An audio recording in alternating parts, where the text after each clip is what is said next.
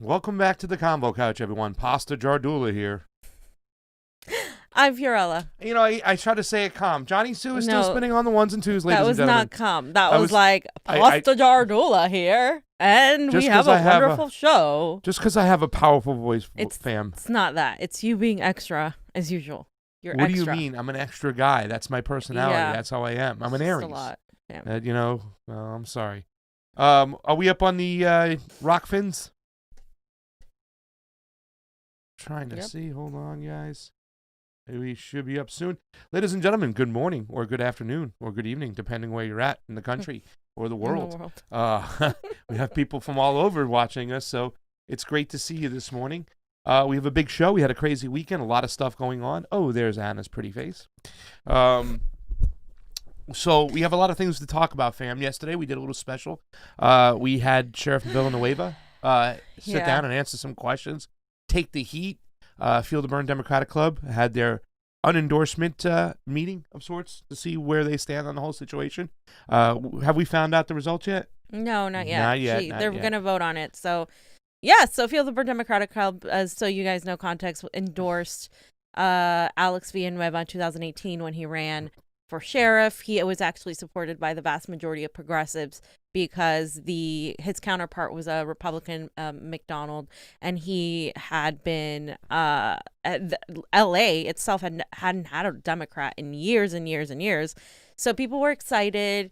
A lot of people were hopeful that he would improve things, and not saying it's an easy job, but at the same time, there's been a lot of issues regarding the police brutality, regarding the detention, and just the violence that they were enacting on these protesters and on the journalists. We've seen, of course, we talked about it yesterday.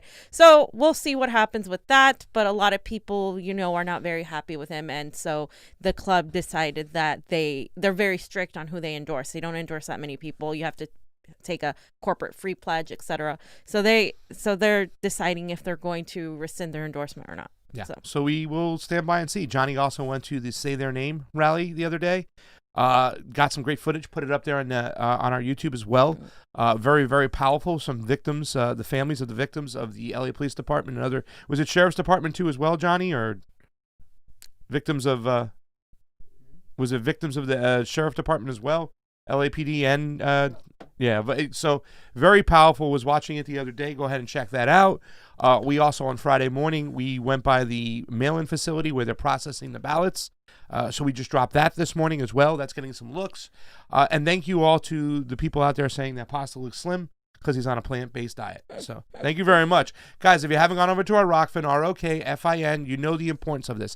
It's not that we don't like streaming on YouTube. It's just that we have some hurdles and boundaries we sometimes have to go over and around.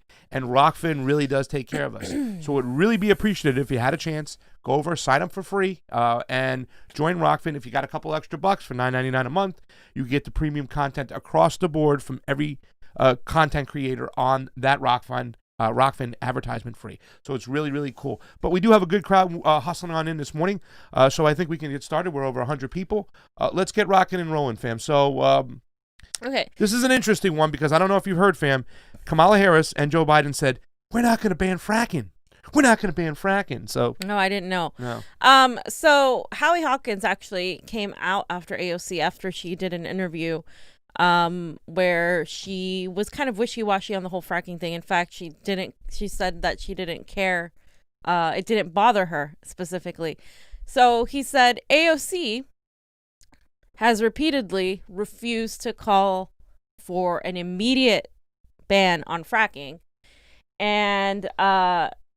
or a halt to new fossil fuels. She took my Green New Deal, added 20 years to the timeline, and stripped out our call for public ownership of our energy system and a massive cut in the military budget to pay for it. Mm-hmm. So Howie Hawkins did write a version of the Green New Deal for the Green Party. Jill Stein actually tweeted something about AOC in the very beginning. If we recall, we kind of gave her a little bit of criticism for not giving them credit. And so Jill Stein said, hey, you should give credit where it's due. And she tweeted that out way before. So here's the video. Let's just take a look and watch it. Be completely candid, Vice President Biden's position on the issue of fracking has been confusing. During the primary, he sounded supportive of a ban. On Saturday, he told voters in Pennsylvania, quote, "I'm not banning fracking, period."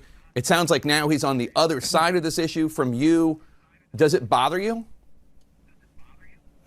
You know, it does not bother me. I believe, and I have a very strong position on fracking. You know, the science is very clear. The methane emissions from fracking are up to 64 times more powerful than CO2 emissions at trapping heat in the air. And just from a perspective of stopping climate change, you know, there is a scientific consensus. However, that is my view. Vice President Biden has made very clear that he does not agree with a fracking ban, and I consider that, you know, it will be a privilege to lobby him should we win the White House, but we need to focus on winning the White House first, and I'm happy to make my case, but I also understand that he is in disagreement on that issue. Do you worry that his opposition to a fracking ban is going to hurt young voter turnout?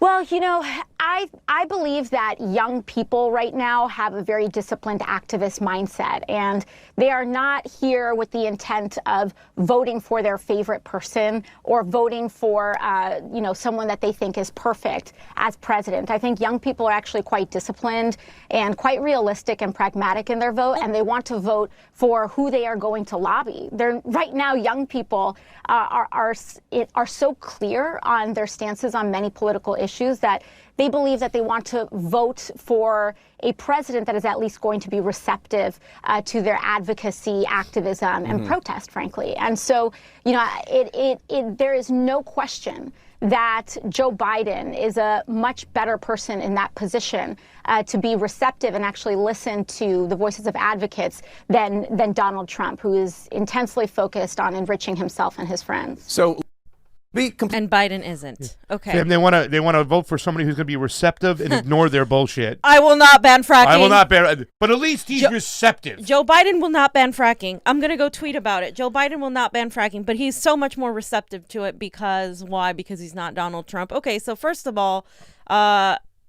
she is if this were anybody but AOC, if this were Kamala Harris, Elizabeth Warren, anybody, progressives would be like, oh my God, I can't believe she said that. How that's horrible. How she look at the words she's using: pragmatic, disciplined. They're not voting for somebody they like. Realistic. Who used those words on progressives 4 years ago? Hillary Clinton and her minions, literally the same type of verbiage. And she's painting it like, look, if you're not disciplined to vote for Joe Biden, then you must be a moron, because it's the disciplined thing to do. It's the realistic thing to do. She's basically talking about purity tests. She's like, these people aren't going to vote for somebody that, you know, they like in particular, you know. Like, it's like the gaslighting once again from 4 years ago. It is actually far worse than what she said about the Green New Deal. Well, because it's like, we know Joe Biden's not going to ban fracking, right? Yeah, We know he's not going to ban fracking.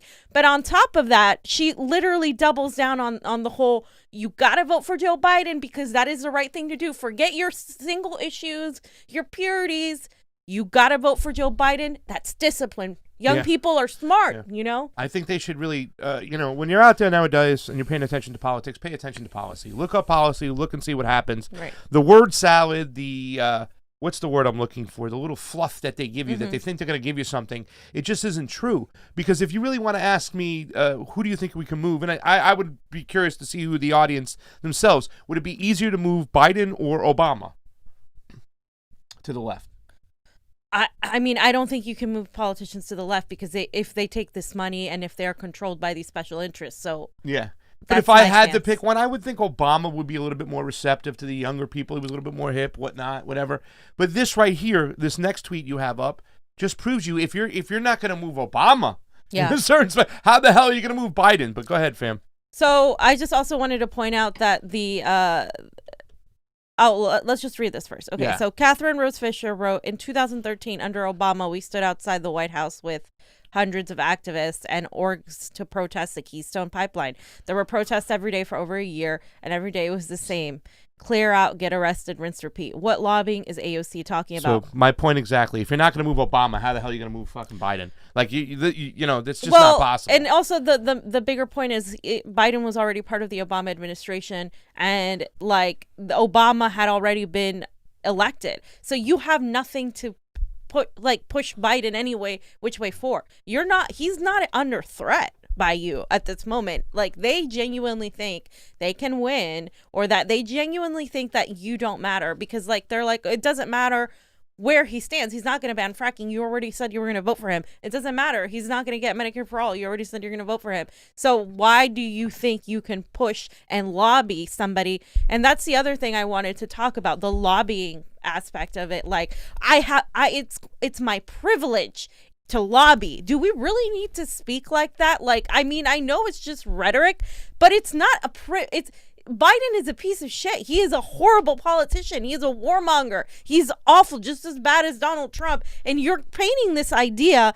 that he's much better when he isn't. And you're painting it like, oh, it's a privilege. So if it was Trump, it wouldn't be a privilege, even though policy-wise, Biden hasn't been any better. In fact, he's been worse because he has a record of being a politician. 47 years. So why is it a privilege? Why do you have to say it like that? People are freaking dying out here. Yeah. People are poor. There's no privilege in this. Yeah. There's no dignity in this. This is disgusting. Yeah. And for somebody who's supposed to be the representation of progressivism, the Yas Queen, who is supposed to lead the Democratic Socialists into a bastion of progressive virtues, she's not doing that at all, and she's leading them into despair and a complete back into a dead Democratic She's leading them back Party. Into hell. You know what I'm saying? And the privilege lies with her because it doesn't affect her. Those policies. The crime bill never affected you, AOC, and it's not going to affect you. One way we look at it, when Biden says there will be no systemic change, then why make the switch? Why not sweat the 4 years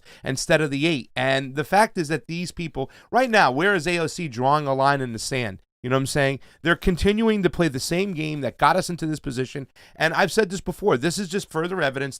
If this is the future of the Democratic Party, no thank you. Because if you're going to just bend and fold to people like Biden, who've had awful, awful policies for so many years. I mean, he took fracking money. Obama was the fracker in chief. So, I mean, what are you doing? You're doing nothing. And once again, it's a privilege to vote for this and lobby for this. It's disgusting. But then we have other schmucks. Well, that mindset, like this guy. Real quick, that mindset is really dangerous. You know, it's so crazy to see where we've gone with from AOC. You know, how you guys even, you know, you guys helped organize an event here in Los Angeles to now she's saying this shit. Yeah. It's stuck into that mindset. Like, that mindset is so terrible. Yeah. Just accept what's going on now. You know, it's either Democrat or Republican. Yeah. No option for a third party at all. You know, you can't. You have to be disciplined. Yeah. You have to be disciplined. Pick one of those two choices. That's all we got in this fucked up world. And that's a fucked up view of the. And I just want to say that it's not. This isn't about like her pushing Trump or Biden, and I don't agree that she should push either of them. What she should be doing is talking about what could be done on a direct action basis. She should be helping to lead these movements. People are like, well, she can't save us. It's like, nobody can save us. That's not the point. But she's a leader. Yeah. She's a leader, and she's a person in Congress. People are already rising up for different things. Her voice would be so powerful. Same thing she could have done during the Twitch. Instead of telling people to go vote for Joe Biden, she could have literally been like, hey, let's do this. Let's organize this general strike. Let's do this. Like, you guys are already doing this. What other ideas do you have that could potentially lead to actually pushing politicians through direct action? Because that's the only way shit ever gets done, you guys. It doesn't get done in the ballot box, not in the system we have. People love to talk about Bolivia, and I'm going to talk about that later, but it's like, this is not, you need direct actions, and she has the power to do that, and she hasn't done that. Yeah. And David Dole. But by the way, let me just say really quick with the direct actions, it's ripe for that time. This is why we're waiting for Bernie Sanders right now. This is your time with the squad. If you guys were for real, you would have been out there right now in the streets walking, opposing the Democratic Party, moving away from it, calling for a general strike, not signing on to any CARES Act unless the people got what they wanted. But you didn't. Instead, you used this time, you used your platform to go and push Joe Biden and Kamala Harris. So that's why I think, unfortunately, they've just done so much damage to themselves that they'll never be able to recover this. I believe that AOC can win a primary. I believe she can never win a general election. That's my personal opinion. So.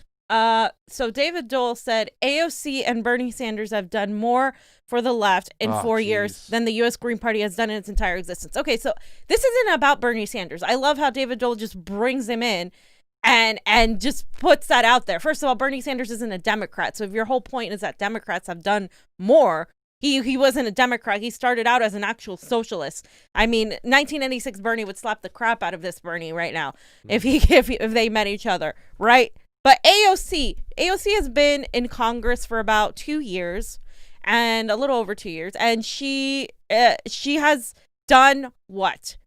Legislatively, nothing.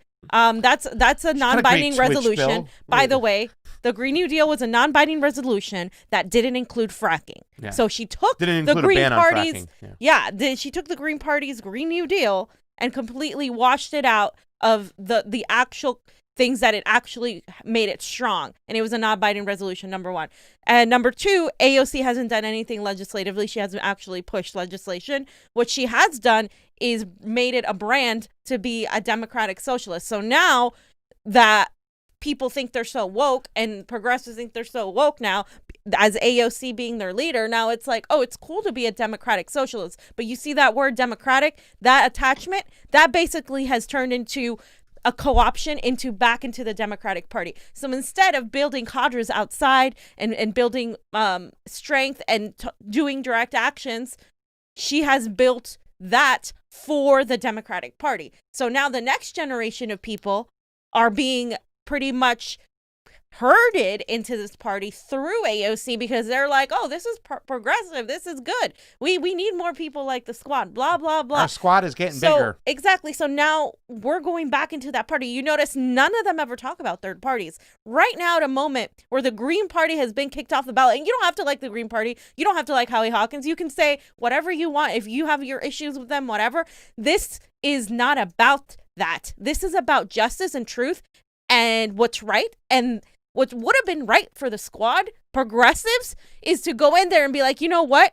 Yeah, it's the Green Party might be a different party, but guess what? They're getting their names removed from ballots. That's not democratic. That's not fair. I'm a progressive. Yeah. If I'm a progressive, I support that, right? Wouldn't you, as a progressive, be like, this should be the right thing to do. We should speak out against this. Guys, this is not fair. You should let them have a fair shake. But they were never doing that. They were joining the ranks from the get-go. They never really opposed this Democratic Party the way they should have. It's kind of scary too as well where we're at right now, because where they at on election integrity, civil liberties, cheering it on, they're pro-imperialist. They can't even get these things right. Where it's your Green New Deal, it's your Medicare for all. Those are the things you should be pounding. Biden, like, we're not going to endorse him until he endorses these ideas. They can't even literally get that right. I mean, so what are you getting by voting for Joe Biden this time? Really, seriously, nothing's going to systemically change. So it's right up here.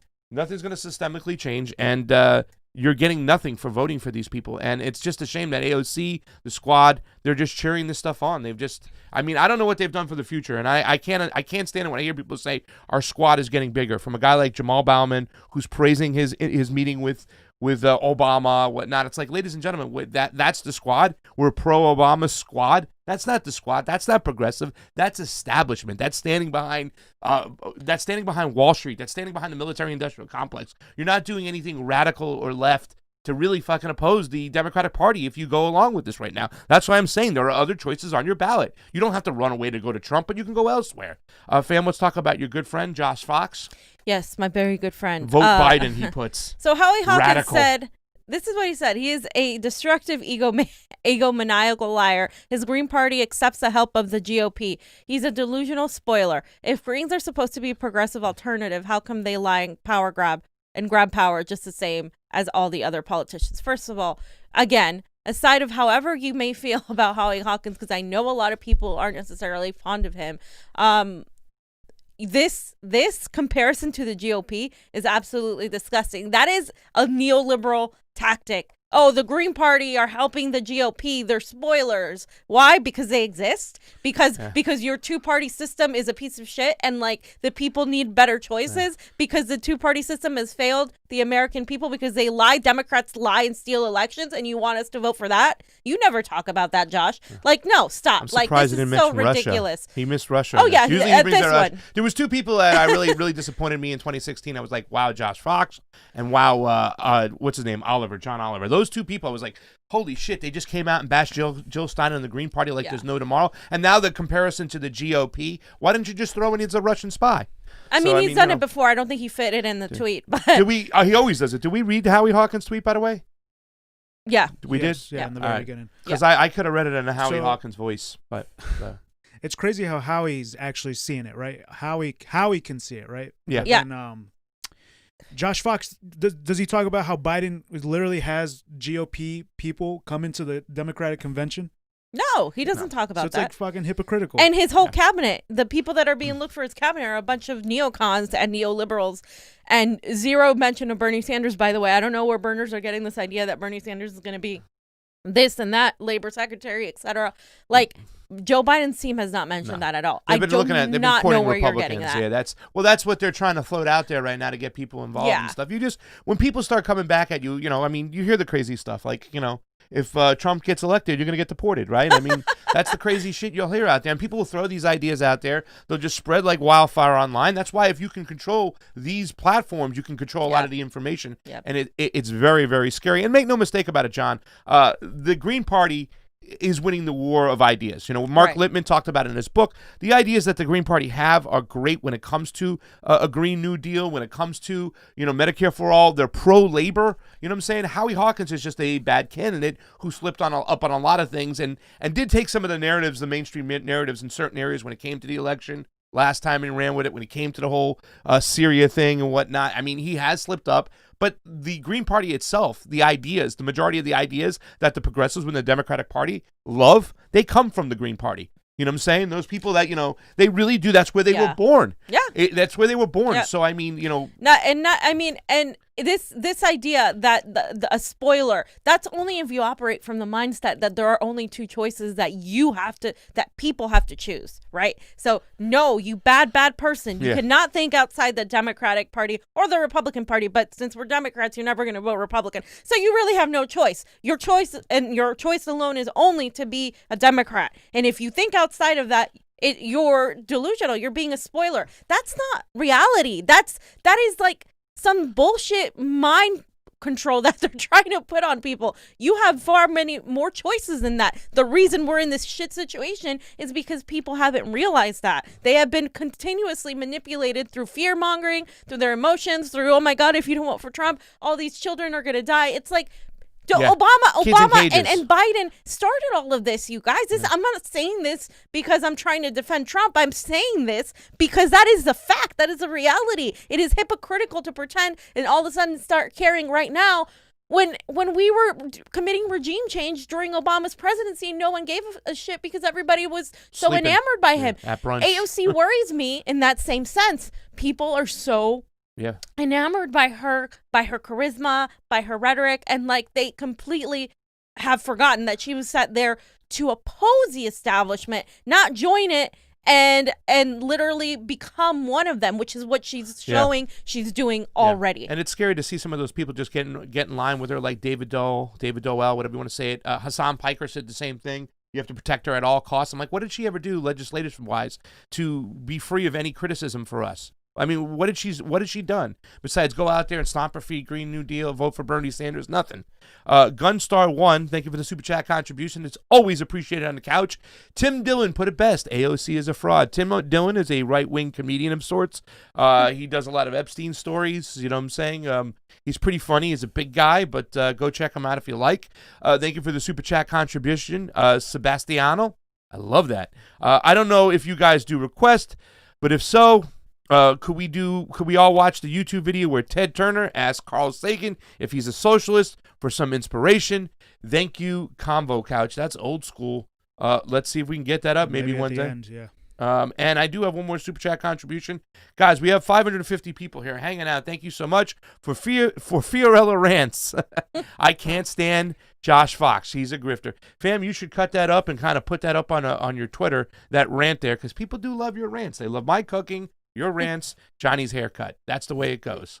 Guys, Johnny, anything else about this subject before we move on? Because don't get lost in the sauce. The AOC took my deal. She just put a little things on it, put it out there. And that's why we're my Green New Deal. I didn't even bring it up because it's not worth putting these people out and giving them attention. But somebody was trying to say that he was being sexist. Howie Hawkins is sexist because he said it was my Green New Deal. Well, he wrote it. It's like they're using the state. These are progressive sycophants to AOC. It's like they're using the same tactics that the neoliberals use. Are they even progressive though? I mean, but they are on a lot of other issues. That's what I'm saying.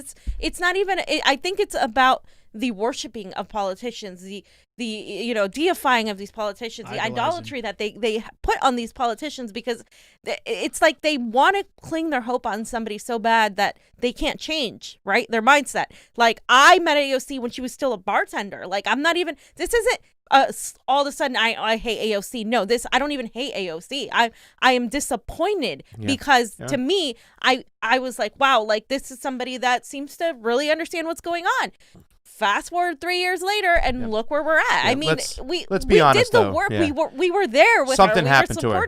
Something happened. We went to the campaign, you know what I'm saying? And she was there. We saw her in Jimmy Dore. She never went back on Jimmy Dore. She was told not to go there as far as I'm concerned. She just stayed away from the progressives. She went right into that Democratic establishment comfortable seat, joined Mama Bear instead of opposing her, and that was the end of it. Now here we are today. She's not drawing a line on anything, and in fact, she's folding.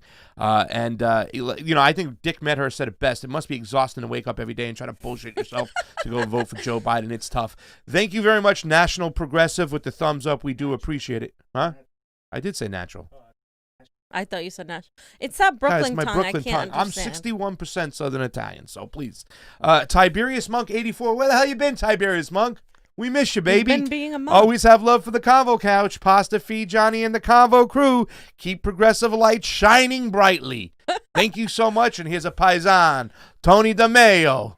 Tony, where's DeMayo? DeMayo. Oh my God.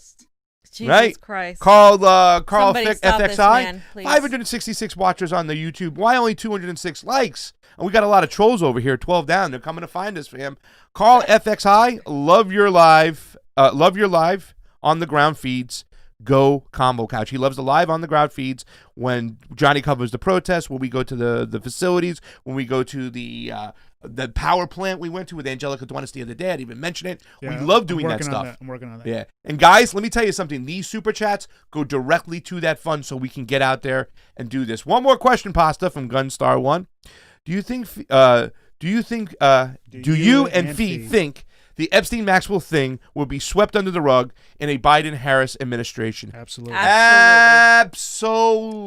There's a reason why she's very vehemently denying anything related to Clinton. The Hunter Biden thing goes out the door, and all that stuff goes out the door. It's Forget just about gone. Forget about it. Cam Schwari Kate, AOC was probably shown the Zap Rooter film from a different angle. I don't know what that Zap Rooter film is. Ooh, inform us on what that is, Kate. You always come up with great things. Cam Schwari Kate. She's always you always know. Somebody asked me before, is there a cooking channel from you, Pasta? It's coming. It's coming. It's coming. I'm just tightening it up, getting all my it's all vegan things going. Oh, there was one more that just popped up. The Zapruder film was the when JFK got shot. Ooh. Rokfin might be the only squad member that sometimes goes on progressive media. Andrew Dwyer, thank you for the super chat contribution. He does. I'll give him credit for going on it, but I mean, not much anymore, though. I mean, he's starting to back off it. Yeah. Guys, we have over 500 plus on the YouTube, only 16 on the Rokfin. We need you. Stacy Lamey's over there. Larry Janney's over there hanging out. Jenny Butcher's over there. Elijah Logan. All these people are good peeps. Tom, you know Tom, right? He went from MySpace to here. Jessica Solar, she's there. Who else we got? We need you to get over to that Rokfin, ROKFIN, and we'll get you going. Yesterday, I think his name was Otis, right? He reached out to us. I gave him our Gmail address. He's going to get a shirt. We like to troll people on our own friggin' Rokfin and hit them with shirts. J9 Campbell's there. Ryan Gorman's there. Thank you guys so much. This is advertisement free. They really do help us out. We need to build this platform because we never know what YouTube is going to do next because they don't like us talking the truth. It really bothers them. Okay. Also, last super chat before we get to the next one. Jed Lindy, I voted for Casey Wells. Jessica/Gloria, not Connecticut write-ins. That sucks. Nice. Yeah. Jesse, I said that. You said Jessica. Jesse/Gloria, non-Connecticut write-ins. What did I say? Jessica. Sorry.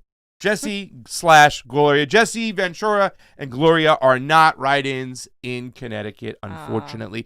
Actually, Gloria LaRiva is on the California ballot, so we get to vote for her, and you can now write in Jesse Ventura if you like. And also, last one, Rose's wife also has stocks in Raytheon and Lockheed.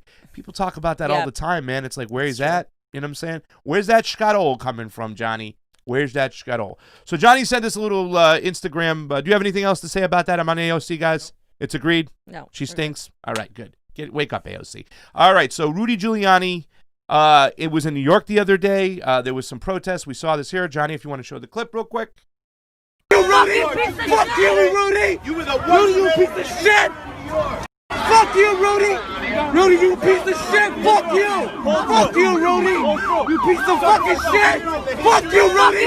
Fuck you, Rudy! You were the worst. Rudy, you piece of shit! All right. And what does it say over there?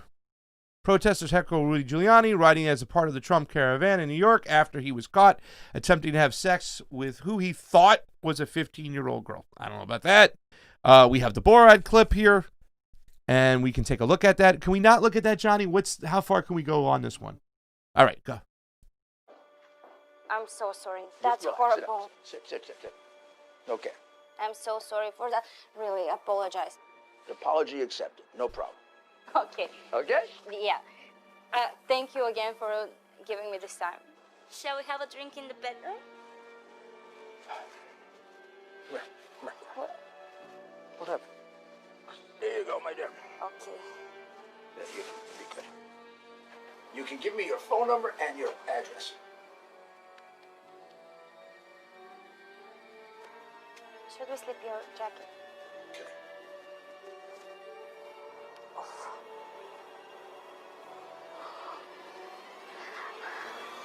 Put down your crumb. Oh. She's 15. She's too old for you. Why are you dressed like She's my daughter. Please, take me instead. Take my anus. No, take my anus. Do not have her. I'm better than him. No, I better. My back pussy very tight. No, please, my front Please, I will let you enjoy my crumb in your mouth.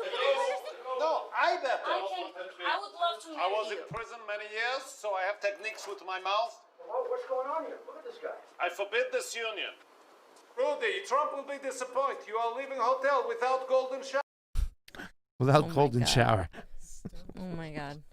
So, there's been a upstir of that's been going on right now. Well, can we clarify something real go ahead, quick? go ahead. Okay, so they said, I don't know why people are saying that, but the whole thing that happened was she was a journalist and he thought he was getting with this journalist. The whole thing about her being 15 years old was after the fact. So he didn't go in there knowing she was 15 years old. I mean, I just want to make sure that we're accurate here because she's 27. She's 20. She's a 27-year-old girl, but she was a journalist, and like he didn't think she was 15 years old. That's what Borat came in saying after the fact. But again, the Democratic media has framed it that way, and it's just, I'm not trying to defend Giuliani, but I'm just trying to make sure we're accurate here about these things. I don't like Giuliani. I really can't stand him. I have never liked Giuliani. I know you don't like him. I got so much shit from my Italian family, like, why are you going so hard on Giuliani? Because I'm like, Giuliani's a piece of crap. He is. And literally, we're going to show at the very end when I fell in love with Ron Paul was because he was just going after Giuliani. It was at the 2008 election.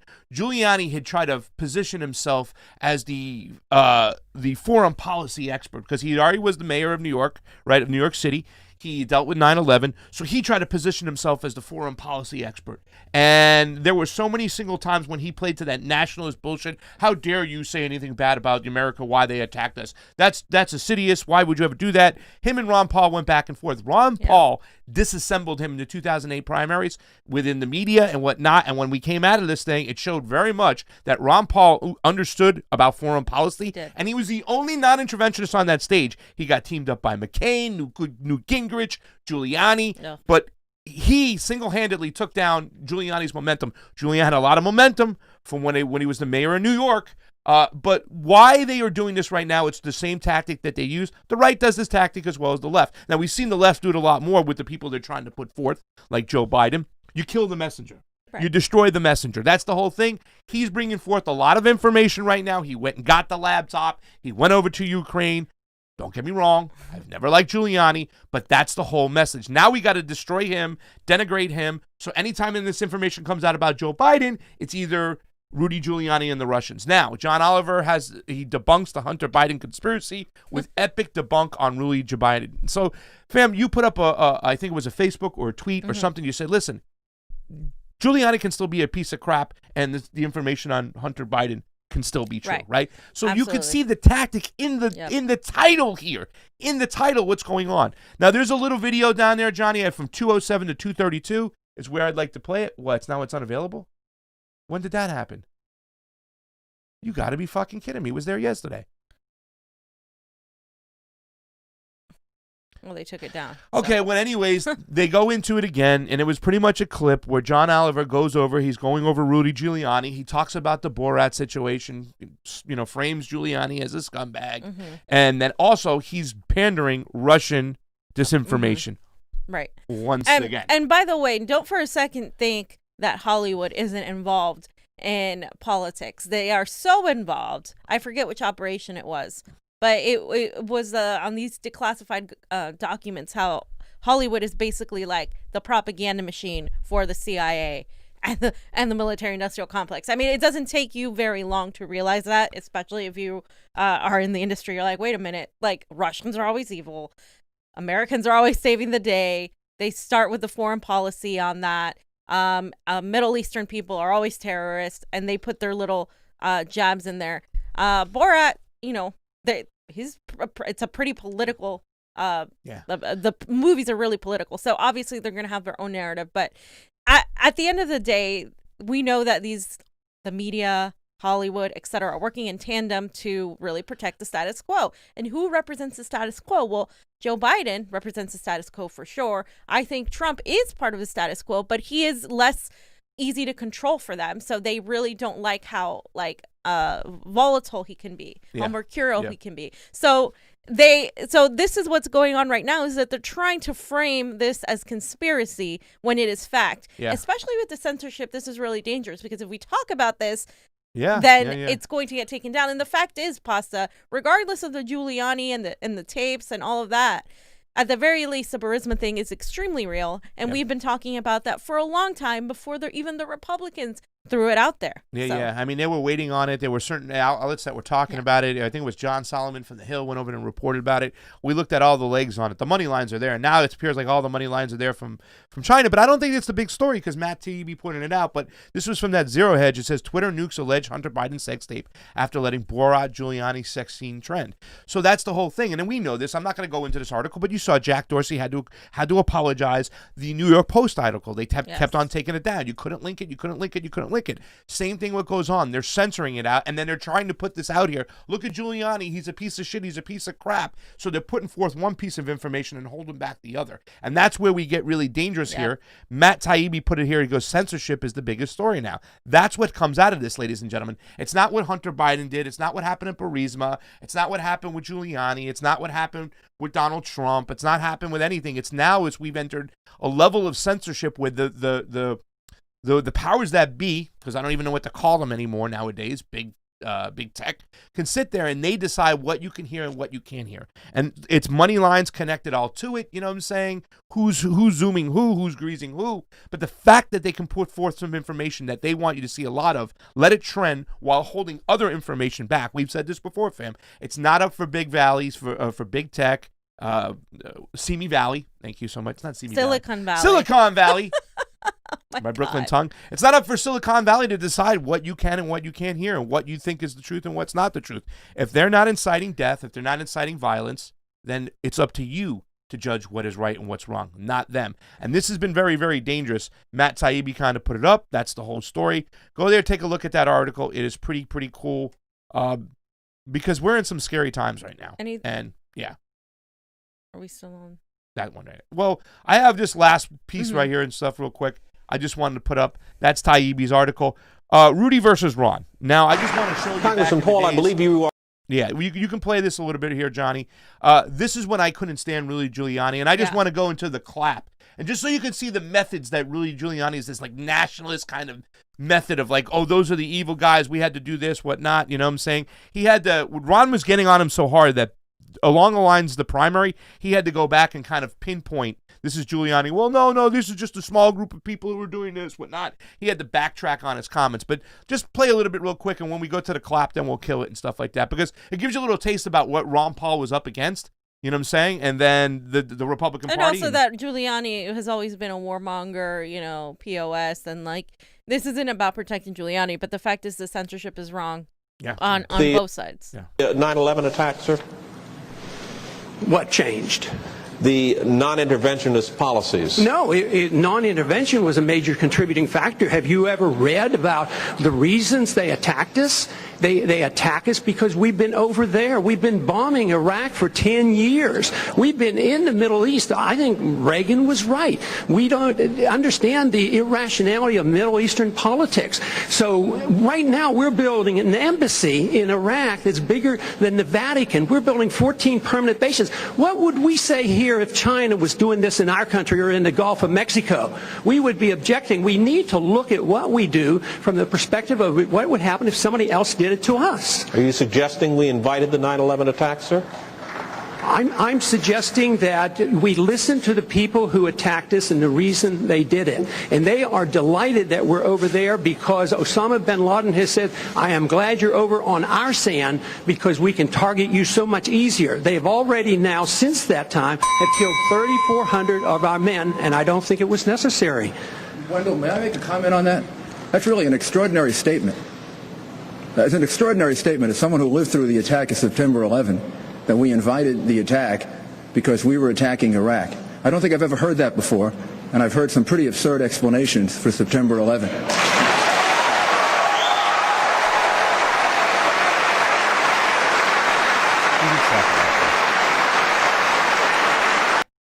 But this is why I couldn't stand Giuliani right here. Can you imagine me? This is a young pasta screaming and cursing at the screen because I was trying to figure out so badly, like, how come they did attack us? What was going on? Who are these people? I started studying about the bin Ladens. I started looking about the Mujahideen, whatnot. And it was like, okay, this is what Ron Paul is doing. And let me tell you something, ladies and gentlemen. In 2008, in this particular debates, they had a text-in voting on who won the debates. Ron Paul won every single one of the text-in voting. So for me, it was like, oh, there's young libertarian, young Republicans out there who are non-interventionists for the future. That's great. You know what I'm saying? There's a lot of young Republicans out there that we can meet eye to eye on when it comes to our foreign policy. But Giuliani played that part, that warmonger part. He got those nationalist kind of, you know, claps and whatnot. Mm-hmm. And that's when I couldn't stand Giuliani back then. So really, to tell you the truth, I kind of just want to point it out to show you the roots of me personally, being an Italian boy from New York. Totally against Giuliani. I loved Cuomo. I loved his, you know, the daddy Cuomo. Can't stand his two sons. They're just ridiculous. But I haven't liked it for a long time. But regardless, that's not important here. What's important is the fact that you're trying to smear Giuliani to suppress the information that he has brought to the United States as far as that laptop and everything's concerned. And then, of course, what you said, the censorship, that we're being censored for, that they're censoring one side. They're censoring the side that puts Joe Biden and his son in a bind, but they're allowing all the other things to float around, and they're trying to say it's conspiracy theory and tying it to Russia. That is extremely dangerous, no matter how you feel about these politicians, because that is the issue. Because now it's like anything you say against their protected establishment, you are a Russian asset, etc. Tulsi Gabbard said this a while ago. She said, if they can do this to me, they can do it to anybody, and that's why this is extremely important. Yeah, you know, by the way, we got a super chat contribution from Bethlehem Testafe. Love you and miss you, fam. Almost a year since we met. Keep Yes, on Bev. punching, and she got the fist up. Thank you so much. We miss you too. Definitely. You're awesome. We appreciate it. Ladies and gentlemen, we appreciate all these Super Chat contributions. We went over 600 people on the YouTubes. We have almost 30 people. We're getting close, ladies and gentlemen. Come on, I need 4 more people to get on over to our Rokfin. We have a bunch of people hanging on out. Elijah Logan, he's taking roll call over there. Lane got over there. Jessica Solar is there. Tom is still hanging out. Freebird joined the party. We love you all on the Rokfin. We do appreciate you going over there. It does help us out. Almost 600 people here watching. What's up right next, now. Boss? What's up next? We have fam's favorite person. Let's Okay, talk so- about the progressive Anna Kasparian. So yesterday was like a shit show because there was this, going on with AOC and the Green Party being attacked On by Twitter. by neoliberals and progressives, and then there was this whole situation with the censorship because this is why we're talking about here. That's the big story, as Pasta said, the censorship. So Jimmy Dore posted this because Anna Kasparian does a lot of work with Jacobin magazine, right? And so Bhaskar Sankwara said, but Facebook is now blocking our videos for violating community standards that trigger certain keywords. Was it the Marxist Bolivia or Biden? So, Facebook All 3 of them. absolutely is going after leftist media. And who told you that this would happen? Oh, yeah, we did. Okay, yeah. So did a few other people. I don't know if who you know this, saw. fam. I'm a civil liberties Shut guy. up, Pasta. I said that how many times? Like I get yelled at for it and stuff like that. But we sounded the alarms on this a long time ago. So did Right. Jimmy Dore. When it comes to censorship, it's bad. They deplatform Alex Jones. Eventually, they'll get Yep. to you, and it happened. Exactly. So Jimmy said, I had many spirited debates about censorship in the TYT studio. I was warning that being pro-censorship will always come back to bite the left even harder. Reminder, no matter how much you hate someone who is speaking, the antidote to bad speech is more speech, not censorship. 100%. More speech. 100%, Jimmy. And we talked about this too during the during the Alex I Jones. can't get. He can get it up though. During the Alex Jones, when Alex Jones was banned, we were like, hey, they're going to go after him. I can't stand the guy. They're going to go after him. But And Anna Kasparian said, I don't think Alex Jones should be able to use platforms to encourage people to threaten, harass parents whose children were gunned down. The Posner family had to move 7 times because of it. If Jimmy wants to provide a real example of how we're pro-censorship, I'd love to hear it. That was Anna tweeting back at Jimmy. And then Jimmy said, So Jimmy said, yes, I'm for censoring the guy for sure. Now, can you point out where I am for censorship? Because that's what she was saying, right? So again, I mean, people have their limits. They say, well, inciting violence is one thing, but was he really inciting violence, or was he just saying things you didn't like? If someone breaks free speech laws, that's for a court to decide, not Mark Zuckerberg. The very censorship you cheer on is now being visited upon you, yet you remain obtuse, of course.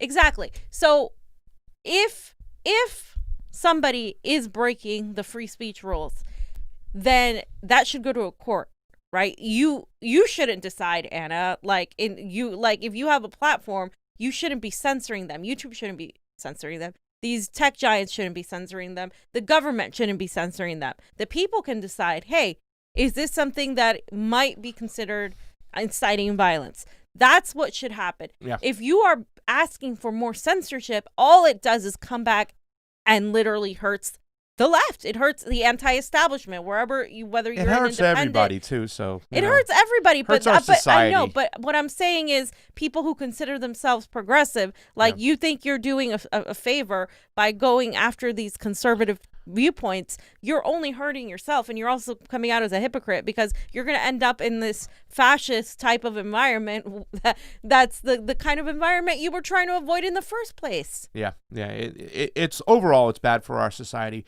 I love it when somebody goes, I think the answer to freedom of speech is more speech. And Jimmy said that, but somebody else said that before. A couple people have said that. Anna's next tweet was what, Johnny? Because I don't have it up here. I'm blocked. Hashtag I've been blocked by Anna. Who hasn't been blocked by Anna? If you can bring that being a little bit. Being obtuse is pretending that there are no limitations to speech, including violence against people for money, as Alex Jones did with Sandy Hook victims. It isn't protected speech, okay? Telling those victims to just wait for the courts as their lives are threatened is ridiculous. Fam? again, she is demanding more censorship of speech because she doesn't like Alex Jones. I don't like Alex Jones either, but him getting deplatformed is what led to a bunch of YouTubers getting platformed who weren't doing anything wrong, deplatformed, us getting censored, everybody now. Look at what's happening right now. Look at what's happening with Julian Assange. And I just wanted to point out, this is coming from Anna Kasparian, who literally had to get dragged by everybody, by all the Assange people, by multiple people from other journalists, from other outlets. Why haven't you covered Julian Assange in order for her to cover Julian Assange? And what did Cenk do? He started tying him to Russia. Like, this is this is just this network again. And to me, it's more dangerous for a network like TYT because they're supposed to be progressive. So to me, they're more dangerous because they're tricking people back into the Democratic Party, back into thinking in this lesser of evil shit, back into buying the Russiagate shit. It's pretty much MSNBC light. And if we don't like talk about what they're doing and how much of a disservice it is, people are going to consider that progressive, and that's not progressive. And she's got the neoliberal tactics down very well. That she's gonna like tap on your sense of compassion. Like, oh, look what he's doing though. You know, he's actually calling for violence. Did he actually call for violence though? And even if he did that, again, it's a court of law. Not Mark Zuckerberg. Yes. Exactly. And that's what Jimmy says. This is when you are pro censorship, you have to rely on straw man arguments like this. Just admit that you're cool with Mark Zuckerberg censoring. Just own it. You have the courage to admit it, even as you're being censored. You're cool with the anonymous Silicon Valley bureaucrats censoring you without due process. And that's the truth, too, as well. And once again, a lot of people will always say, well, where did Alex Jones call upon violence or whatnot? Was there some concerning things he was talking about when you're doxing people who've lost family members? That's fine. But once again, that's got to go to a court of law. The platform could have said something and stopped that, but just to censor him and take him down right off the bat, it's very, very dangerous, ladies and gentlemen. When you open up that door for that bullshit to come in, who knows when it's going to stop? Then it will stop on when you're saying anything. I mean, we've been censored over here. We've been shut down for what? We didn't even make any implications on those stories. So, I mean, once you open up the door for that and you're okay with that, and that's what to do. The neoliberals lean on the progressives on their feelings. Yep. You know what I'm saying? On the wokeness, on the, oh, you have to do this because, you know what I'm saying? Look at this. If you're not doing this, you're not compassionate and whatnot. Don't look at the policies. Don't look at everything that can happen. Don't look at the nuanced point of view of where this could lead to. Yep. Just stop it right now. Even if it's people you disagree with, let's shut them up. And that's the whole mentality. And a lot of progressives have taken that bait, and it's really a shame. You have a tweet right here. Yeah, so I just wanted to say that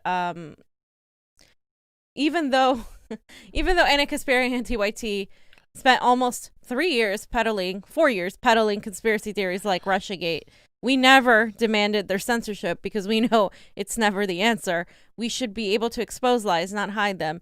And then Jimmy said, what is amazing to me is that a journalist at TYT, Anna Kasparian, who is currently being censored by Facebook, spent today arguing with me in favor of exactly this kind of censorship she is now the victim of. Even that can't wake her out of her pro-censorship stance. And again, it's like, even that can't wake her up for speaking about, against censorship. Like, even that, it doesn't matter. Why? Because she is a cog to this machine. She believes in, she's status quo. She's a status quo politician that speaks in a progressive way. So or not a politician, a journalist that speaks in a progressive way.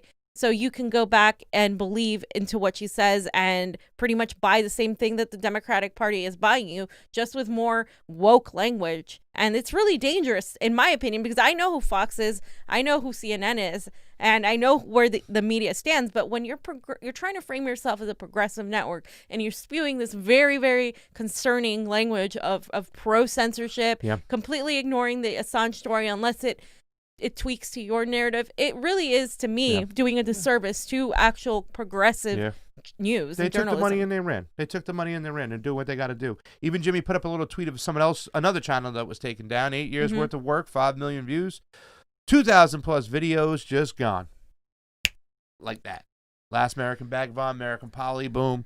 People getting dinged left and right. It's disgusting, ladies and gentlemen. What not? They're breaking antitrust laws. Don't say it's just a private company. Yeah, well, they have a right to be fair and balanced across the board, especially if they're going to be labeled as a platform, not as a publisher. They broke the law. They deserve to get sued. We deserve to see transparency. There's no transparency in our media. There's no transparency in our elections. There's no transparency anywhere. Nope. And it's kind of disgusting. So That's that. Did I get your last tweet, fam?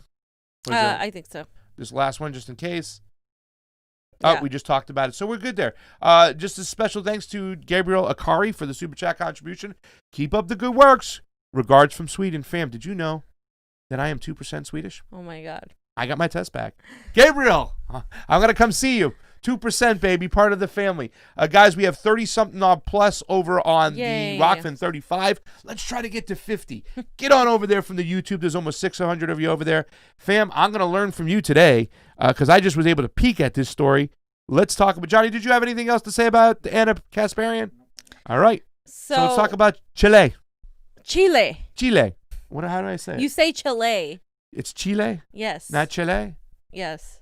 Got it. All right. So the Buenos Aires Times had this really great article. As you guys know, Chileans overwhelmingly voted to scrap their Pinochet-era constitution. And, of course, Augusto Pinochet was an actual dictator who literally killed people who dissented. Yeah. And 9/11, 1973. That's what the first 9/11 was that one. Yeah. And so they're going to draft a new constitution. More than half of the votes were counted. It was about 77.9 backing a fresh charter. And this was, of course, didn't happen overnight, you guys. They didn't just vote this into action. They have been protesting for the last 50 years, fighting against the remnants of the fascism. And they also were protesting last year. People took to the streets. So I'm going to go over that, a little bit of that.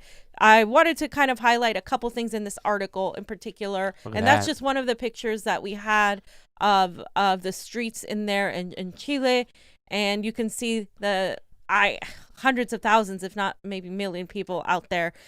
So this vote, of course, came, like I said, a year after a million people took to the streets in downtown Santiago, which is the capital of Chile, amidst a wave of social unrest that left about 30 people dead and thousands wounded. This happened over a year ago, and it took millions of people there to say, you know what, we really want to draft a new constitution.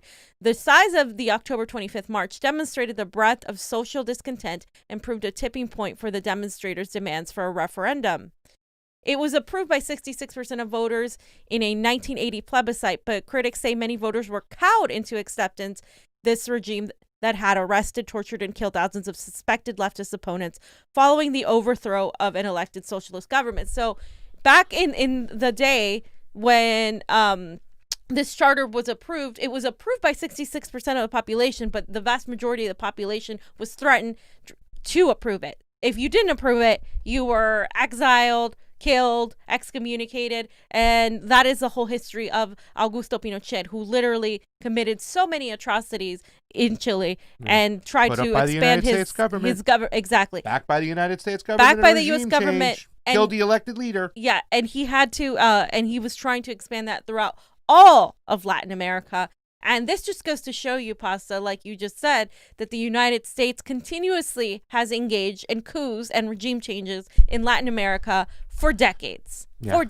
I was having an argument with my friend the other day. He says, well, we really don't know what they know and stuff. So sometimes we just got to take it for what it's worth because we're not in the war room with them. I'm like, that's an excuse. 9 times out of 10, it's about resource extraction or not allowing a socialist government for Americans to see just south of their border. Because if they're going to get free health care down there, they're going to get better education. We're going to say, well, why don't we get that too? I don't know why we don't get that when we see Israel, who gets all this money from us with universal health care and higher education. We kick them all this cash and all this money that we don't say, well, why aren't we getting that too? You know what I'm saying? It's like, it's all over, ladies and gentlemen. But this is a situation. This was the first 9/11, 1973. Pinochet was just a brutal leader. And I'm glad we see this come to fruition right now. Millions of people in the streets, fam. It's hard to argue with you when you say when people get in the streets, change can't be done. It's they're showing this right now here in this country. So it's great. And the new constitution would expand the role of the state in providing welfare. I'm sorry. My bad. Welfare, safety net, and it would be ensuring basic rights to health, education, water distribution, and pensions. So you see these things? These are socialist things. These are social safety nets. Water. These are what Chile is planning on doing for their people, backing them and providing for them.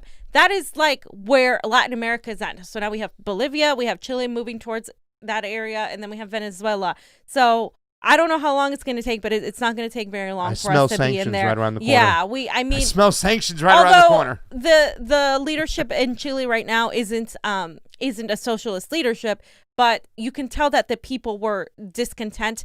In the article, they were talking about the people not having enough money, there be a large income inequality, and so what did they do? They didn't just say, well, we just got to vote for the other guy. They actually took to the streets. And that's my whole point in showing that and talking about this article, too, is a lot of neoliberals and some progressives were saying, well, they voted. Look, they voted for a new constitution. Look, Bolivia voted a fascist out. No, you guys, they have been fighting and fighting and fighting for a while, for decades. The Bolivians were fighting the last regime every single day in the streets. They were protesting. They were doing everything they could. This didn't just happen because they voted. Okay, they didn't just do that automatically. That doesn't happen. It takes direct actions. Yeah. It takes protesting. It takes all of that, and then you go vote in a system with fair elections. Yeah, and the fact is that you have to back up these elections. You have to have everybody in place, and they did that. They had a whole year from when they threw Evo Morales out, almost not a whole year, but a while to get ready for this situation. They organized. They were there. They had all the securities in place. They had all their exit polls in place. They had all their people there, their watchers. They brought in observers left and right. So they got a free, fair election, and they got the guy out, and they got the person in who they wanted to get in. So if they can do it, we can do it. And I suspect Chile's going to do the same thing with their next leader in their next elections as well. So you have this AFP news agency up here. Yeah, Johnny, it's just a video of the people, thousands in Santiago celebrations. There it is.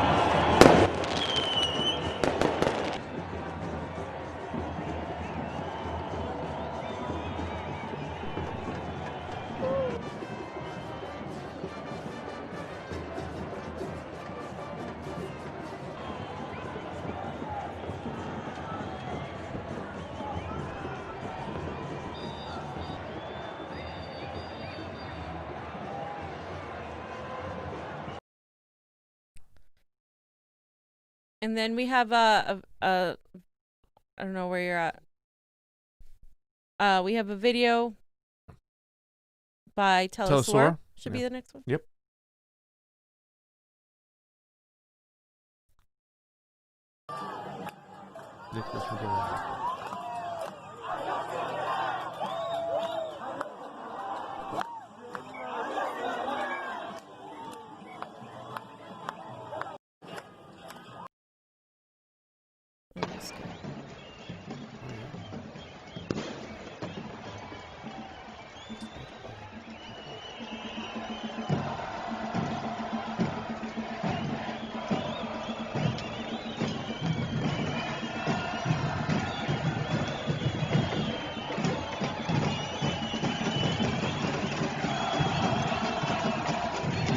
It's a lot of people.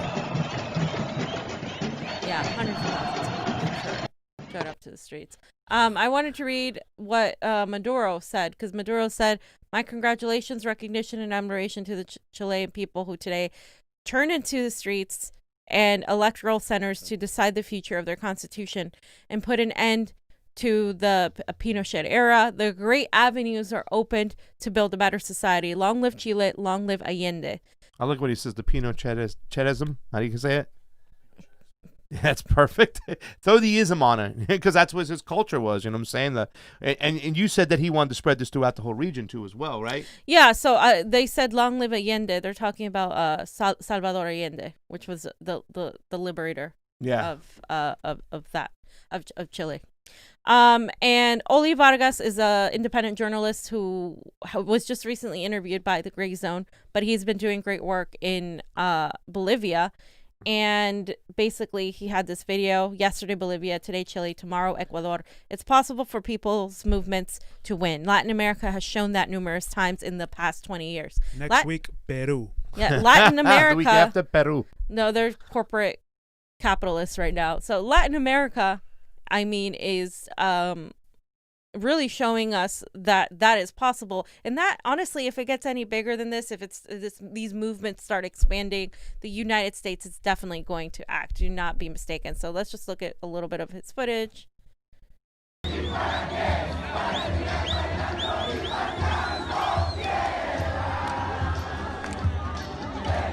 I'm seeing a lot of Hawaii advertisements and these chili videos. Interesting. China. And I wanted to give an update on Bolivia because the 3 policies announced by Bolivia's president Luis Arce, and this is Washington News, are new wealth and property tax, investigations into massacres of coup regime, and restoring relations with Cuba, Venezuela, and Iran. That one itself is gonna get them. Like forget about it. They're gonna be put on a list right now. This is why I worry, especially because both the Trump administration and the Biden administration are going to be hawkish against these countries. Honestly, either one of them, because Trump's goons tried to push regime change in Venezuela. They failed, but they tried. They were extremely hostile towards Evo Morales. And so Biden has also said the same exact things. Remember when we played that trivia game when we were it was hard to see who was the Democrat and the Republican and with the politicians for the Rokfin? Oh, yeah, totally. So Biden has said similar things regarding Bolivia and Venezuela. He's called Maduro a brutal dictator, etc. So it worries me, regardless of who's president, that we're going to coup. We're going to coup Congress. Yeah, that was really scary. And you had Nancy Pelosi standing up quicker for anybody else for Juan Guaido. So they're united when it comes to regime change, definitely in Latin America. And the last thing I wanted to know regarding Bolivia is the fact that Luis Arce is calling for the OAS.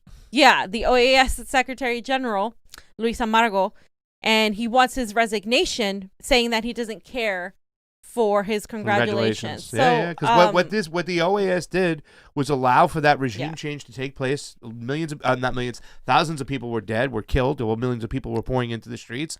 So I'm glad he's going right to the source and say this is the OAS. This is the guys who are trying to say they're overseeing elections. No, the guy is corrupt. He sat there. He did what he had to do. He needs to go. I love this right here. This is a great move. So he said, I think things are clear. We agree there. There was no fraud. There was a whole preparation for a coup, of which the OAS unfortunately was a part of. The president-elect told La Razón, adding that he didn't care about Almagro's congratulations on his victory in the presidential elections. He believes that Almagro's interfered, violated Bolivian regulations and those of any international body observing an electoral process. He interfered in internal affairs. So again, this is something that happened. This is the OAS was in on it. They were trying to frame it to say that Evo Morales was trying to cheat in this election so he could stay in power, trying to frame him as a brutal dictator, etc. Again, the same rhetoric. That wasn't the case. I see people use that argument all the time, saying, "Well, I'm glad Bolivia is great now, but Evo Morales was trying to stay in power and blah blah blah." And it's like you guys are spewing CIA talking points. You do not know what you're talking about. That is not what happened. Their elections were fine. Their elections are far better than ours, just like Venezuela's is. And so the fact is, we didn't want Evo Morales there because we don't want an indigenous socialist president in Latin America who's giving people our people are being denied. Yeah. And also the fact that the lithium, they had the contracts, the Chinese outbid us, so we were not going to let that happen. That's where who we want to coup came from. Our boy Elon Musk. Never buy a Tesla because he's an asshole. Maybe you want to, but the OAS, and I just picture Cory Booker, and then we'll go, well, I take my information from the OAS. And that's where I stand. Like, yeah, Cory, sure. Regime change aficionado. They all suck. Even when they kind of framed the question for Bernie Sanders, what's his name? Jorge Ramos, I believe it says. Yeah. Well, should we allow Evo Morales to be a dictator? And, Bernie said it was a coup, plain and simple. Yeah. Military got involved. Thank you for the super chat contribution from Kanoa Q. $9.99, I guess. That's nice sticker. Thank you so much. That is very generous of you. Wallace West. What was the Chilean Constitution like? The brick that was written by Chicago boys. Keep up the great work, fam. Meaning their old Constitution that Pinochet wrote. Yeah, it was written with American influence, with Western influence, because we helped them out and removed. And they forced them to pass it, like I said. Oh yeah. All right, so we got in the news next. Johnny, do you have anything about that last subject? Okay.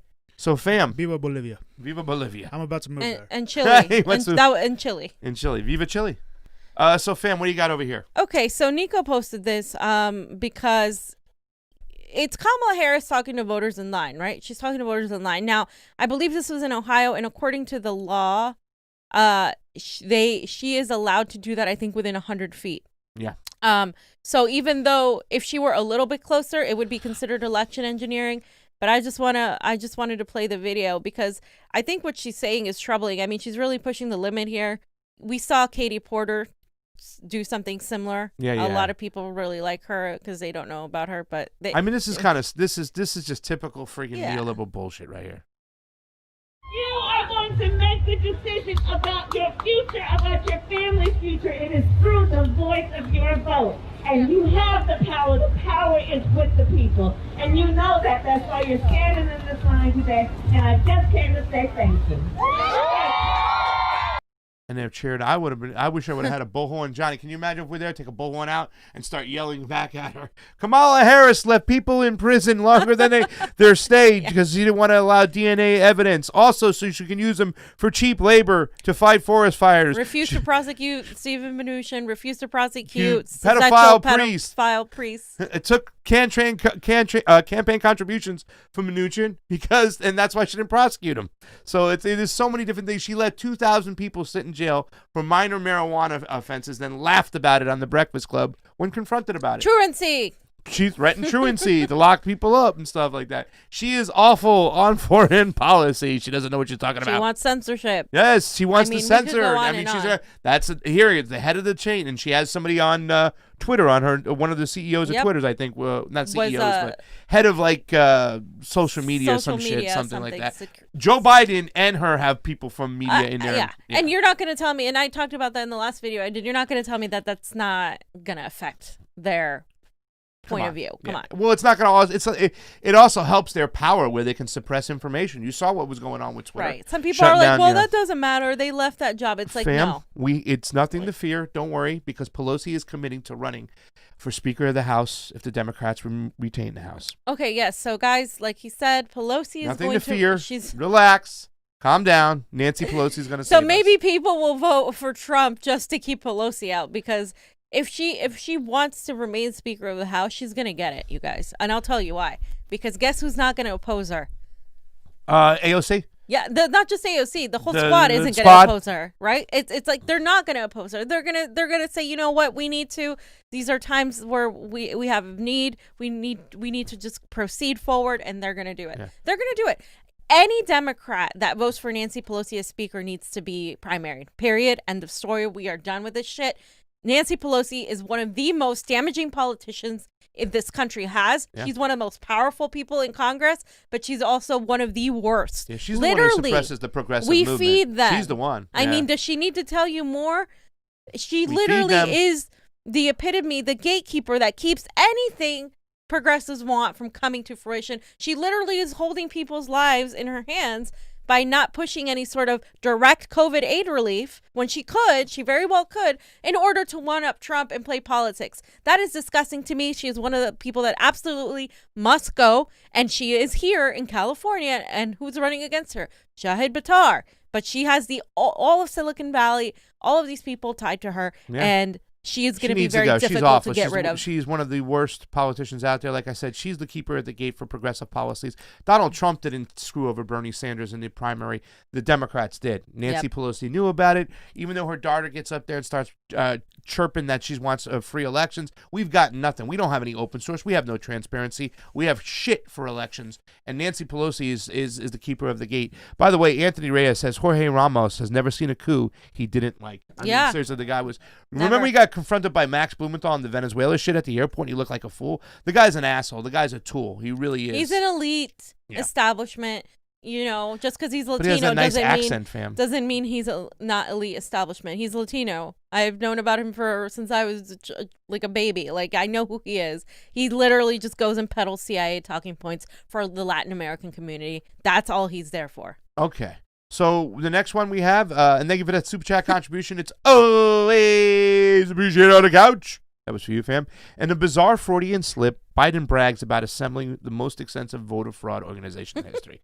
Now, Johnny and I talked about this. Johnny thinks that it's just, and I'm probably leaning a little bit more towards Johnny on this and stuff. Yeah. Whether it was just him just speaking out of freaking term, but a lot of people think it was like, oh, it was a Freudian slip. He actually told the truth by accident, saying that, because once again, it's Joe Biden being Joe Biden. It is, but it's a mystery to me how Joe Biden got all these votes, especially in California. Like I said, I would love to subpoena those phone calls from Barack Obama to Amy Klobuchar, Pete Buttigieg to see what's going on, because I am pretty damn sure we don't have an autopsy. We don't have an audit process. We can't figure it out. We could talk about the polls, 8% to 25%.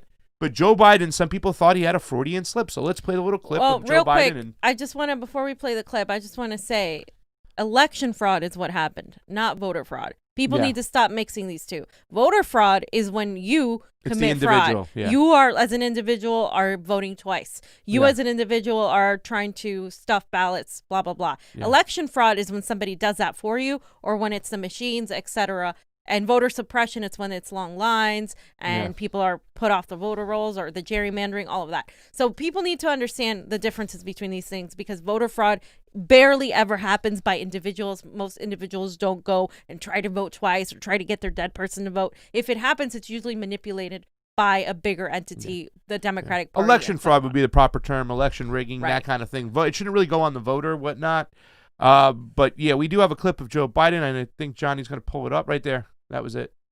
So check it out. We're in a situation where we have put together, and you guys did it for our administration, the President Obama's administration before this.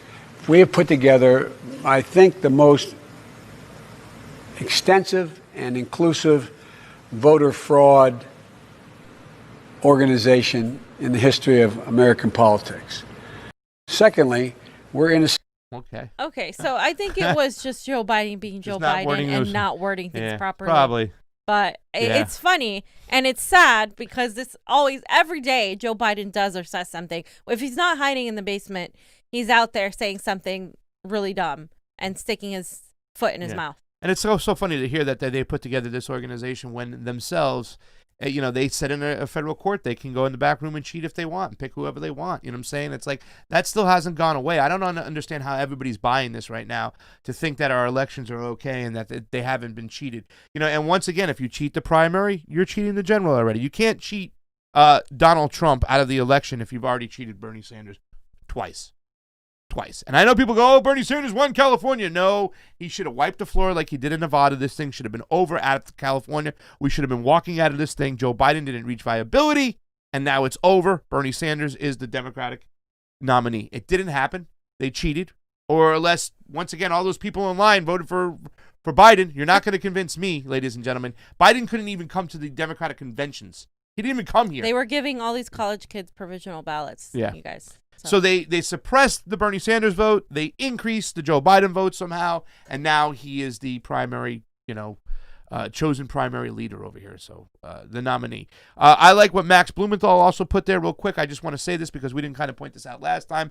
This real mega scandal behind the mini scandal of Hunter Burisma, Joe Biden's presided over the ultra-nationalist coup that turned Ukraine into the sick man of Europe, enabling, what's this word, Failson? To rake $80,000 a month from a gas oligarch. I think he just ran out of space and put fail son. Yeah. You know what I'm saying? Fail. But this is the thing we talked about too, Johnny. This is not so much about, just changing the lead. He destroyed the country. He was the one who gave the thumbs up to Victoria Nuland. I gotta play it again. Where? I gotta play it again. I'll keep going. The thumbs up to what? To Vic Norlian to go ahead with regime change. She said we got an attaboy from Joe Biden. You know what I'm saying? That was like I saw that in Ukraine Under Fire and stuff. You know what I'm saying? But this is a little bit different. This is when he said fire this is the second part of it. He already got the regime change. Now he's got the guy coming in. So now he's got to also get rid of the prosecutor that's looking after his son. Mm-hmm. So many moves, and by doing all these things, he turned Ukraine into one of the poorest countries right now in that region. They are suffering. It says a temporary hospital was built in Warsaw National Stadium, will be cleaned by Ukrainian workers earning 16 Z an hour. I don't know what ZL an hour is. Employed 0-hour contracts. If they fall sick or they go to quarantine without any sick pay, they lose their job. He's turned the state into a slave state almost Yeah. right now. It's Yeah. disgusting. Joe Biden facilitated that. Nancy Pelosi and her son, Paul Pelosi, got contracts. Adam Schiff, the whole 9 yards. John Kerry, Mitt Romney. They all carpetbagged in there, and they all did profited it. Yeah. off the suffering of these people in the Ukraine. We should have never involved ourselves, and it was disgusting. Well, and they did it, of course, to oppose Russia, to one up Russia, to make Russia to make sure Russia was under control. They didn't want the Russians to have any sort of relationship with Ukraine. They did it to, promote Ukrainian government that was pro-capitalist, pro-U.S., pro-West, and that's. Yeah. And they supported an ultra-nationalist, neo-Nazi fucking regime. Yep. And armed them to the T, some supported them. And then when they didn't want to send them weapons, they had their buddies Israel do it and stuff, you know what I'm saying? And that's the sad part. That's what's not really talking about when we talk about the Ukraine and stuff like that, is that they were pro-regime change. Biden was at the helm of it. He was Obama's goon for this particular situation, and he turned that place into a hellhole while carpetbagging and making millions of dollars off the backs of people getting killed on the Maidan. And it's disgusting. It really is. It's a regime change that was forgotten and never really talked about in 2013, 2014. And Israel did it too. Yeah. And Israel did it too. And those weapons were used at the March of Return in Gaza against Palestinians. Yeah. Those same weapons of the neo-Nazis were used by Israeli soldiers to shoot these Palestinians. People don't talk about that either. Yeah, it's disgusting. It really is. The regime change situation over there is disgusting, and it's kind of amazing that Putin kind of held up and didn't go in. He didn't want to inflame it and give the United States what they wanted. So it's crazy because in eastern Ukraine, it's a lot of more ethnic Russian-speaking people, and then the western Ukraine, you have the pro-European of sorts, but the neo-Nazis that come in, and they are just horrifying in what they do to the people. And that was all supported by the West and Joe Biden. Joe Biden was the man behind the plan when it happened. It was in Ukraine Under Fire, explains the whole great story. You can go back to old Kevin Z stuff. He lays it out in order. What happened day by day. Mark Sloboda, if you go back and watch the old crosstalks, Mark Sloboda was great with Peter Lavelle on these things. You get a story about what's going on, and you can just see us pushing for regime change. And what did we do back then, fam? It was Russia this, Russia that, Russia this, Russia that. We were blaming Russia. Meanwhile, we were in there doing our shit, and people died. And now it's one of the poorest countries. They're struggling. Zelensky, the president, can't do a goddamn thing there, and people are dying, and they have no health care, no money, no food. The country has been torn in part, and guess what? A bunch of people, a bunch of neoliberal establishment, and Mitt Romney too as well, got their hands in there, and they just carpetbag. They suck money out of this country on the back and the blood of Ukrainians. And that's what's never talked about, and that's what's disturbing about this whole situation. And speaking of the West, I just wanted to point out that Pompeo is issuing sanctions on Hezbollah again. And he said Hezbollah remains a threat to the U.S. and our allies. Today, we're further exposing the terror group's activities and disrupting its operational networks. All countries should work to restrict its activities and protect themselves. Okay, so once again, butting Hezbollah is, people need to stop suing the CIA talking points. Hezbollah is a resistance to Israeli military. That's all Hezbollah is. Yeah. They have a political stance, obviously, they do, but it is reflective of the fact that Palestinians are getting shot at. Hezbollah, he's talking about Hezbollah like they're a terrorist organization, and that's been largely our talking point, backed by the CIA, is that they're a terrorist organization and they should be eliminated, and they paint them as like Al-Qaeda. Yeah. They're not Al-Qaeda at all. The West wants them out of Lebanon too. That's the situation. The Lebanese government is entwined and stuff, and they've protected South Lebanon. It was Hezbollah that drove Israeli troops out of Lebanon twice over the last couple decades, and they want them out of there. But who are we to say that you have to remove this entity of your government? Otherwise, we're going to impose sanctions on you and not going to help you out. The sanctions that we're imposing on Lebanon, even after their port blew up, which once again, you can smell fugaziness all around that. I don't think that's just an accident. But once again, we're trying to force them to have their government the way we want to have their government, and they're suffering right now, and we're throwing sanctions on them. It's disgusting. I'm sorry, and it's not just Lebanon though. Like they literally, Hezbollah has Iran, defended Palestinians too, as like well. entirely, like 100%, and like they're the ones that were protecting them and have been the opposition to the attacks by Israel on Palestinians. So obviously Hezbollah is going to be on that side instead of the side of Israel and U.S. allies. And for us to say get out is really ridiculous. I remember the debate when they try to corner Tulsi Gabbard on a Hezbollah question and whatnot and stuff, because they've released the stigma. Hezbollah is evil. They're terrorists. Hezbollah is awful. Hezbollah is awful. But Hezbollah does have a place with these people in Palestine, in Lebanon, and in Iran and stuff, you know what I'm saying? And they protect a lot of poor people, and a lot of poor people call for them. And what's only going to happen in this situation when it comes to Lebanon with Hezbollah trying to get rid of them and keeping those sanctions on there is that those people are just going to get even more inflamed and upset with the Americans and support Hezbollah even more. I don't even understand why the deep state doesn't learn this lesson right now. No, it's not about them learning lessons. They it's never, about you know what I'm saying? It's like you're going to inflame them control. more and stuff. But that's something that we need to learn and stuff. And that's something that Ron Paul would always talk about. Let's just plain old get out. Mike Gravel, let's just plain old get out. That's it. You know? That was my Mike Gravel. I don't know how that was. No. Johnny, you had a video to show us? A couple videos? Well, yeah, I wanted to show the Biden thing. All right. We were talking about Biden, but yeah. Let's do it. We can always have time to show some Joe Biden.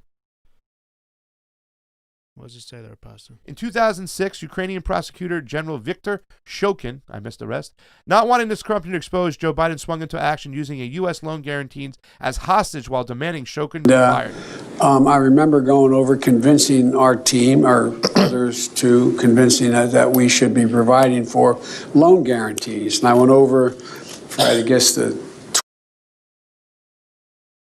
12th, 13th time to Kyiv, and I was supposed to announce that there was another $1 billion loan guarantee. And I had gotten a commitment from Poroshenko and from Yatsenyuk that they would take action against the state prosecutor, and they didn't. So they said they were walking out to press conference. I said, no, I said, we're not going to give you the $1 billion. They said, you have no authority. You're not the president. The president said. I said, call him. I said, I'm telling you, you're not getting the $1 billion. I said, you're not getting the $1 billion. I'm going to be leaving here. And I think it was, 6 hours? I said, I'm leaving in 6 hours.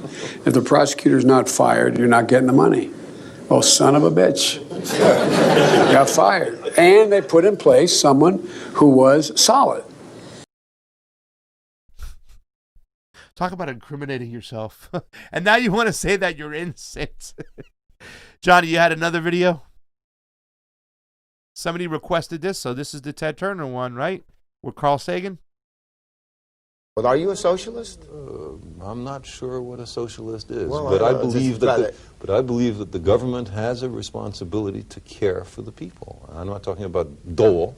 I'm talking about making people self-reliant, people able to take care of themselves. There are countries which are perfectly able to do that. The United States is an extremely rich country. It's perfectly able to do that. It chooses not to. It chooses to have homeless people. We are 19th in the world in infant mortality. 18 other countries save the lives of their babies better than we. How come? They just spend more money on it. They care about their babies more than we care about ours. I think it's a disgrace. And this country has vast wealth. You just look at what something like Star Wars, the money spent on Star Wars, already spent $20 billion on it. If these guys are permitted to go ahead, they will spend $1 trillion on Star Wars. Think of what that money could be used for, to educate, to help, to bring people up to a sense of self-confidence, to improve not just the happiness of people in America, but their economic standing, to improve the competitiveness of the United States compared to other countries. We are using money for the wrong stuff. Carl Sagan was always really wise. I like that answer, too. It's stuff like when people go, well, what do you consider yourself, a communist, Pasta? No, I don't know what I consider myself as, but, I can tell you this much. When it comes to workers' rights, that's what I want to see more than anything. If we're going to go with this financial system, this monetary system and stuff like that, I want to see workers protected. I want to see workers have co-ops and own things. So if that makes me a communist just because I'm pro-worker, then label me that. And I don't think people even understand, though, fam, it's like the authoritarian parts of these systems that really are what's bad, you know what I'm saying? The communism in itself, when you say you seize the means of production, when the workers earn the rights to the money of everything they produce. That's not a bad thing. That's not a bad thing. So we have to find somewhere in between there to make it, what Carl Sagan said, so people can take care of themselves. It's not as in between as it's in more like a libertarian and a leftist minded, like a communism is basically just making sure people, like you said, the workers own the rights, that people are supported with social safety nets, and in order for it not to be an authoritarian type of communism, like sort of what Stalin had, you have to have the government not be too big, and you have to have people having a say. So more municipalities, more co-ops, more parliamentary type of style. Yeah. Eventually you get that you get away from this sort of idea that it has to be a dictatorship. People have the wrong idea that it can only be a certain way, and that's just not the case. And call it what you want. As we have enough, we should have enough sense over here to where we can make sure that everybody living on this planet, living in this joint, has a house over the house, so much aluminum, money. you know what I'm saying? There's plenty of food. There's, you know what I'm saying, we can stop polluting the water. We have enough ways of powering this place without drilling for oil and whatnot and fracking, all that stuff, or at least reach some type of conclusion where we don't have to do as much to kill the planet. Legalize hemp across the board so we can get, stop cutting down trees for toilet paper and everything. There's so many things that we can do to really make sure that everybody has a comfortable life on this planet. And we're talking the whole planet, not just the United States. I like to start here, but the fact that there's so much resource inequality is what I'm going to call it right now, because money is just about resource. People say income inequality. No, it's resource inequality. And the fact that all these elites are hogging up and, taking away all the resources, and other people can't take care of themselves, that they're struggling just to make ends meet. I mean, 80% of the people in the United States are working from paycheck to paycheck. Really? You know what I'm saying? We're about to be thrown on the streets. People aren't even working right now, so. It's disgusting. Sports droppings, thank you for the super chat contribution. It's always appreciated on the couch. We also have Sebastiano again. Thank you. Hail Sagan. Hail Sagan. And Carl K with the thank you, with the super sticker. Thank you very much. So, you know what I'm saying. Fam, we had a great show today. Johnny, got anything else? No from Johnny. We had a bunch of people over on the Rokfin. We almost got up to 40 today. We had 36 at one point, 35 right now. Old Gringo, where you been? Thank you for going over there. If you're on the YouTube today, make sure you go over to the Rokfin. Like, share, subscribe, do all that stuff on our YouTube. We also have a True Rebel Network. Make sure you go over there. Subscribe to that channel. If we get shut down, we'll kind of jump over to True Rebel Network. So we have a little ins and outs. And also thank you to our Patreons, 124 of you who have really been helping us out. And all these super chat contributions mean a lot to us, because they do get us out on the streets, and they get us covering things that you want to see that the mainstream media won't cover. We haven't seen the mainstream media go into that facility in California, look at those ballots. We haven't seen the mainstream media hold Alex Villanueva's feet to the fire and ask him those questions. We haven't seen the mainstream media cover the Say Their Names rally and protest. You know why they won't do that too? They won't get close. They'll stay at a distance because they're scared, and they won't give you the real news where Johnny got up into the face of the feds in Portland. We don't care. We'll do it. We have the helmets and the badges to keep us safe, fam. And we shouldn't have to. That's the thing. We shouldn't have to. But we'll do it with your help. So for Pasta Jardula, Fiorella, Johnny Sue on those 1s and 2s, thank you for a great 90-minute show today. Convo out.